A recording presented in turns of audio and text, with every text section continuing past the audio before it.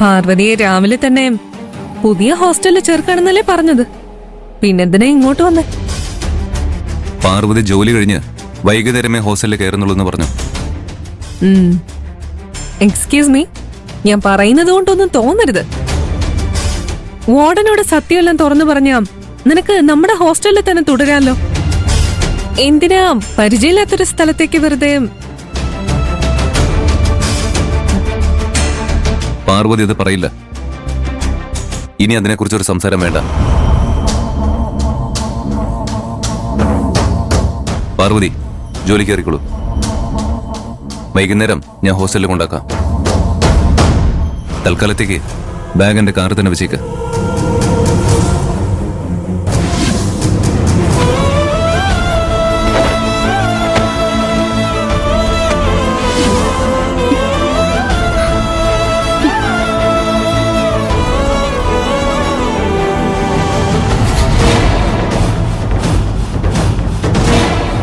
വേണ്ട സാർ, ഇതെന്റെ കൂടെ തന്നെ ഇരിക്കട്ടെ.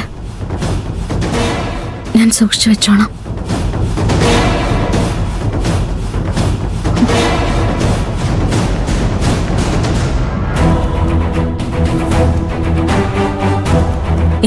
എന്താ കൈലാഷ് ഇത്? നിന്നെ വിശ്വസിച്ചേൽപ്പിക്കാൻ പറ്റാത്ത എന്താ ആ ബാഗിലുള്ളത്? ആ പ്രിയൻ അവൾക്ക് വാങ്ങിച്ചു കൊടുത്ത ചവറല്ലാണ് ആ ബാഗില്. അതെല്ലാം ഞാൻ എന്തെങ്കിലും ചെയ്യുമെന്ന് പേടിച്ചിട്ടാ പാർവതി ഇത് കൊണ്ടുപോയത്. നീ ഇത്രയൊക്കെ അവൾക്ക് വേണ്ടി ചെയ്തിട്ടും അവൾക്ക് നിന്നെക്കാൾ വലുത് പ്രിയനാണല്ലോ. നിന്റെ അവസ്ഥ ഒരാൾക്കും ഉണ്ടാവരുത് കൈലാഷ്. മുക്ത, നീ എനിക്കൊരു ഫേവർ ചെയ്യണം. എന്താ കൈലാഷ്? ഞാൻ വീട്ടിൽ പോയി തിരിച്ചു വരുമ്പോഴേക്കും പ്രിയൻ പാർവതിക്ക് കൊടുത്ത ആ ചവറ് ഒന്നുപോലും ബാക്കിയുണ്ടാവരുത്. അതിനെല്ലാം നശിപ്പിക്കണം. അത്രയല്ലേ ഉള്ളൂ. ഇത് ഞാൻ ഹാൻഡിൽ ചെയ്തോളാം. കൈലാഷ് ധൈര്യമായിട്ട് വീട്ടിലേക്ക് പോയിക്കോളൂ.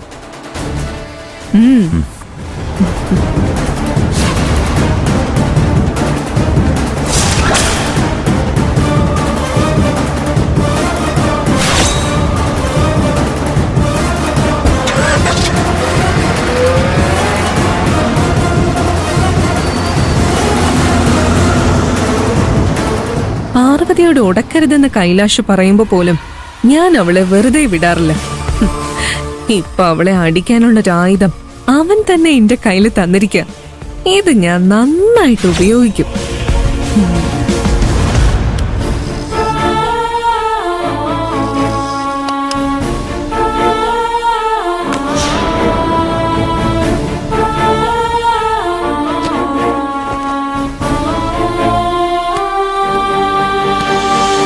പാറു, പ്രിയഞ്ചേട്ടൻ നാട് വിട്ട് പോവാണെന്ന് കേട്ടല്ലോ, അത് ശരിയാണോ? അവൻ പോവാന്നറിഞ്ഞിട്ടും നീ എന്താ ഇവിടെ ചെയ്യുന്നേ? നീ അവനെ തടയാൻ ശ്രമിച്ചില്ലേ? ഞാൻ പ്രിയഞ്ചേട്ടനോട് പോകരുതെന്ന് കെഞ്ചിയും കരഞ്ഞും പറഞ്ഞു നോക്കി. നമ്മളെപ്പറ്റി ആലോചിച്ചില്ലെങ്കിലും അമ്മയും ദർശനയും കുറിച്ച് ആലോചിക്കാൻ ഞാൻ പ്രിയഞ്ചേട്ടനോട് പറഞ്ഞു. പക്ഷെ അതൊന്നും പ്രിയഞ്ചേട്ടൻ കേട്ടില്ല. പ്രിയം പോവില്ലെന്ന് മോഹനല്ലേ പറഞ്ഞത്? പ്രിയന്റെ കാര്യത്തില് എന്റെ കണക്ക് കൂട്ടലുകളെല്ലാം തെറ്റി. പ്രിയൻ എന്തിനാ ബംഗ്ലാദേശിലേക്ക് പോകുന്നതെന്ന് നിനക്ക് ഇപ്പോഴും മനസ്സിലായില്ലല്ലേ? ഇല്ല ചേട്ടാ, അതറിയാമായിരുന്നെങ്കിൽ ഞാൻ പ്രിയഞ്ചേട്ടനെ തടയില്ലേ. ഞാൻ എത്ര ചോദിച്ചിട്ടും പ്രിയഞ്ചേട്ടൻ സത്യം പറയുന്നില്ല. ഞങ്ങളോടൊന്നും ഒരു വാക്ക് പോലും പറയാതെ പ്രിയഞ്ചേട്ടൻ എങ്ങനെയാ ഇങ്ങനൊരു തീരുമാനം എടുത്തത്? ഞാൻ പ്രിയഞ്ചേട്ടന് അനിയത്തെ പോലെയാണെന്നല്ലേ പറയാറുള്ളത്.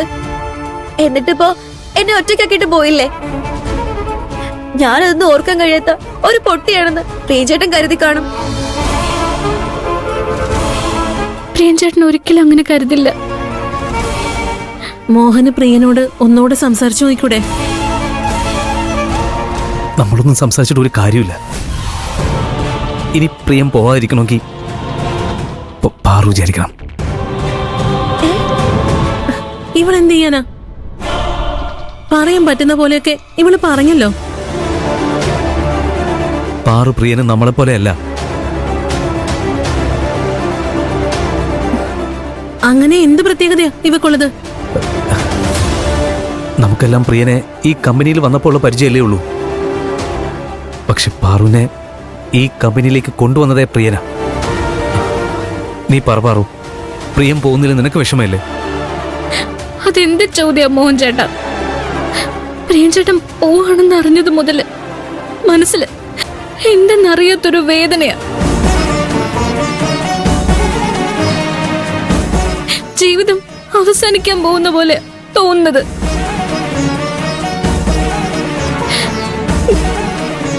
ഇതിനു മുമ്പ് ഇങ്ങനെ എനിക്ക് ഒരിക്കലും തോന്നിയിട്ടില്ല. ഇതൊന്നും പ്രിയൻ അറിയില്ലേ? പ്രിയൻ ചേട്ടൻ എല്ലാം അറിയാം മോഹൻ ചേട്ടാ.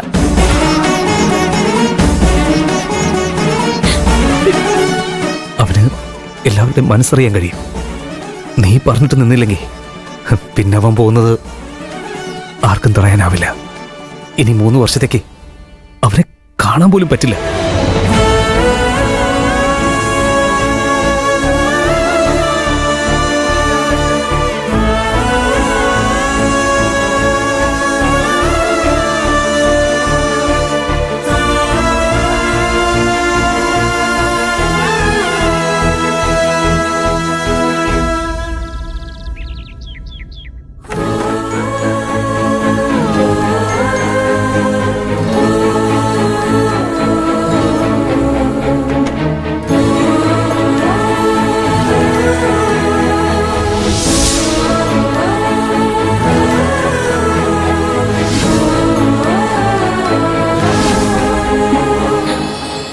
ഞാൻ പറഞ്ഞത് സത്യമല്ലേ?